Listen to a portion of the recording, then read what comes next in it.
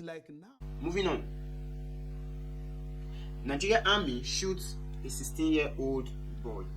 Now, according to them, they made mention of the fact that, in a bid to quell the protesters who were throwing, objects at them, including stones and all that, a warning shot was fired. And then, unluckily for this young man, he was gunned down. The Nigerian Army has confirmed the killing of a teenager in Zaria, Kaduna State, in an attempt by hoodlums aiming to attack troops enforcing the curfew imposed by the state government. In a statement by Director Army Public Relations, Major General Onyema Nwachukwu, troops received a distress call on Tuesday that some hoodlums gathered in Samaru in large number, burning tires on the road and pelting stones on security personnel. The troops immediately mobilized and arrived at the scene to disperse the mob, but some hoodlums attempted to attack the soldiers. According to Major General Nwachukwu, this prompted a soldier to fire a warning shot, which led to the death of a 16-year-old boy. He also mentioned that the soldier involved has been arrested and is currently undergoing interrogation.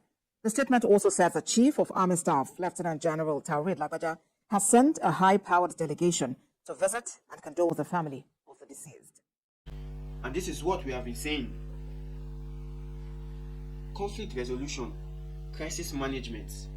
This is one thing, the Nigeria state is supposed to be conscious of, especially the security servicemen. This protest has not degenerated enough to call for the intervention of the military.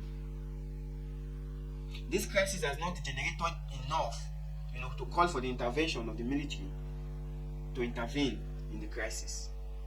It is only in the Nigerian setting whereby an issue happens or a protest, and then you see the military, making statements, press briefings, and all of that.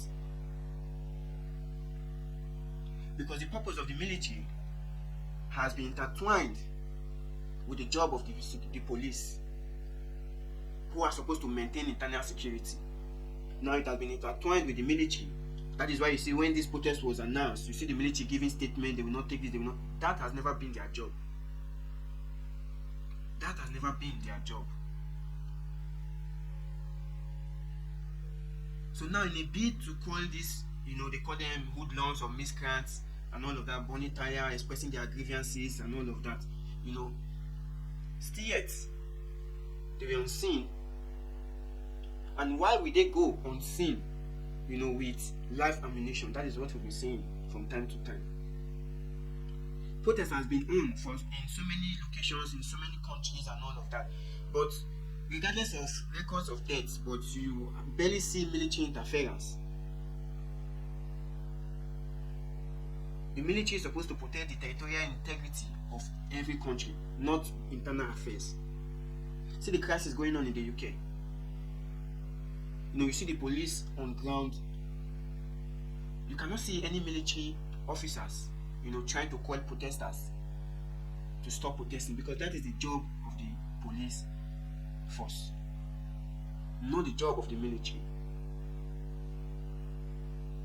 The military in Nigeria has been so much entangled in internal affairs. That is why you see the respect of the Nigerian military is going down by the day. They are so much involved in internal affairs, which is not supposed to be so. They're supposed to mind their business on territorial, sovereignty, rather than internal affairs. So may the soul of this young man rest in peace. And I urge, the military to proceed with caution. We have the blank bullets, we have the, the batting and all of. There are so many ways to deal with protesters, both hoodlums and rioters, without using live ammunition, knowing the fact that just a shot can be fatal. So they should learn from developed nations on how to be strategic in managing protesters who are unarmed, expressing their grievances in the society.